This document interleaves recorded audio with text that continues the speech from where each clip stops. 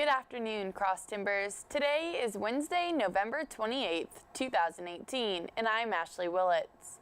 Today's top stories include how to handle the stress of finals, prevention of wildfires in California, and success for the Tarleton volleyball team.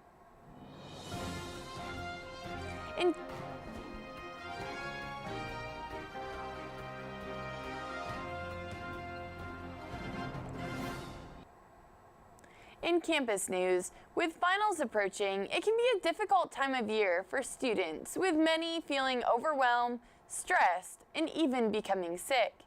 Taking care of your mental and physical needs during this time is very important. According to Everyday Health, there are a few ways to help in managing stress.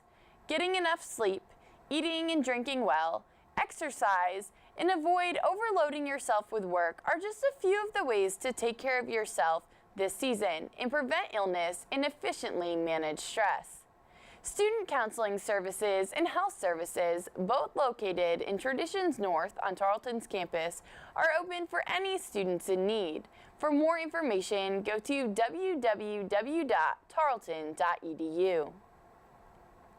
In local news, The Flash today is reporting that 10 Erath County residents are among the 32 arrested by federal authorities as part of an extensive and long-term drug investigation involving multiple counties. Arrests began in June and snowballed over later months, with several suspects arrested on separate charges, while also being held under undisclosed hold orders by the U.S. Marshals. All suspects had been charged with one count of conspiracy to possess with the intent to distribute a controlled substance. According to a press release from the Department of Justice, the suspects were charged before U.S. Magistrate Judge Jeffrey Curtin. The defendants face up to 40 years in federal prison and a $500,000 fine if convicted.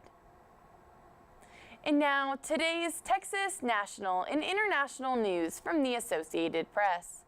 The mother of a toddler who died weeks after being released from South Texas Family Residential Center in Dilley filed a legal claim seeking $60 million from the U.S. government for the child's death.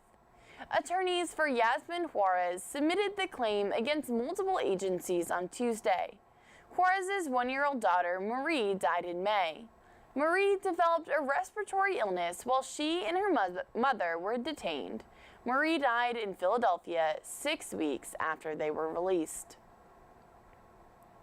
In national news, the Associated Press reports that Interior Secretary Ryan Zinke and Secretary of Agriculture Sonny Perdue traveled to California to discuss the prevention of future California wildfires. So we need to mitigate those impacts. Let's work on making sure this doesn't happen again.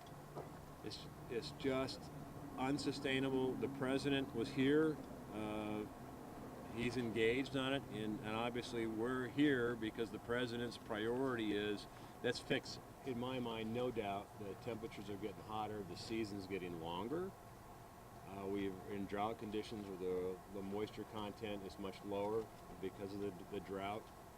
Now, taking that as a backdrop, it doesn't relieve you the responsibility to do what you can to mitigate the fires.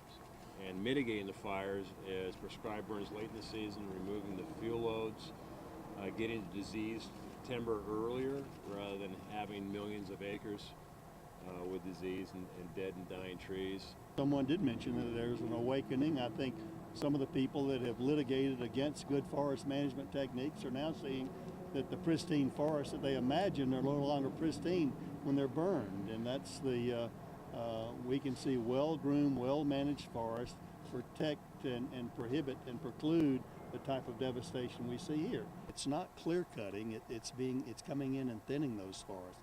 Logging has become a pejorative term of just massive hillsides of clear cutting, and that's not what we're talking about. That's not what reducing fuel load is all about. We're talking about common sense type provisions of prescribed burning at the right times and coming in and reducing all this chaparral and fuel load on the ground so you don't have these fires that just rage.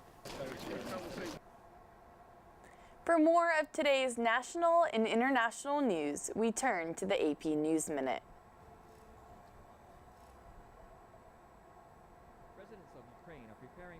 martial law scheduled to start in the coming days as tensions with Russia increase. Parliament adopted the measure after the Russian Coast Guard opened fire and seized 3 Ukrainian naval vessels. A 30-day period of martial law will be imposed in 10 provinces closest to the Russian border. Migrants in Tijuana are exploring their options after U.S. agents fired tear gas into Mexico as a deterrent to those attempting to cross the border. Many of the more than 5,000 Central American migrants are losing hope of making a successful bid for asylum in the U.S. The temporary desert detention camp on the U.S.-Mexico border is showing signs of becoming permanent. An Associated Press investigation has found that the camp on the Texas border, which originally opened to shelter several hundred migrant children, has expanded to hold thousands. And finally, conservation workers in New Zealand managed to refloat 6 whales in hopes the animals would swim into deeper water. 10 pygmy killer whales were found stranded on a New Zealand beach. 2 whales later died. Joseph Frederick, The Associated Press, with AP News Minute. In sports, 2 players from Tarleton's women's volleyball team, Hannah McManus and Adriana Darthy, were named to the American Volleyball Coaches Association All-American teams yesterday morning. McManus is a senior middle and Darthy is a junior outside hitter.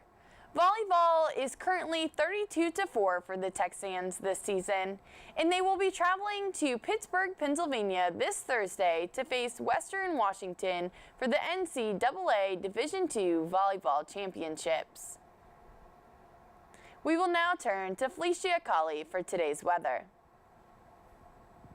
Today's weather is beautiful out. It is clear and sunny skies with a high of 73 and a low of 50. Southwest winds 15 miles per hour and winds increasing to a gust of 15 miles per hour. I am Felicia Colley. Back to you. This has been a production of Texan TV News, a product of the Texan News Service from the Tarleton State University campus in Stephenville, Texas. Watch us live on Apogee Channel 2.1 in the dorms at 12:30 weekdays. If you live off campus, tune in on Northland Cable Channel 9. You can follow the Texan News Service on Facebook and Twitter and check out our website at www.texannews.net for all of your latest local, state, national, and international news. Today's broadcast was produced by Riley Pruitt, Felicia Colley, and Kylie Newman. Have a wonderful day, Texans.